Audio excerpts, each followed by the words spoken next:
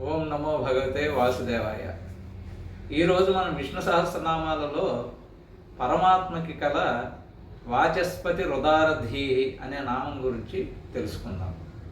నిజానికి ఈ నామము రెండు నామములుగా చెప్పుకోవాలి, వాచస్పతి ఉదారధీ అని. కానీ ఈ రెండు నామములు కలిపి చెప్పుకుంటే ఒక విశిష్టమైన భావం మనకి వస్తుంది.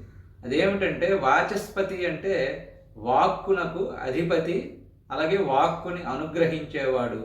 ఈ రెండు పరమాత్మయే కాబట్టి అతన్ని వాచస్పతి అన్నారు.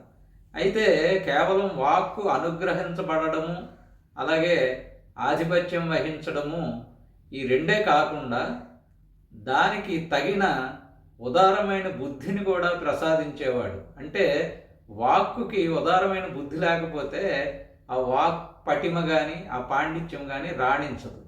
ఈ కారణంగా ఉదారధీహి అంటే ఆ బుద్ధిని కూడా ఉదారంగా ప్రసాదించే, ఉదారమైన బుద్ధిని ప్రసాదించేవాడు కాబట్టి పరమాత్మని వాచస్పతి రుదారధీహి అన్నారు.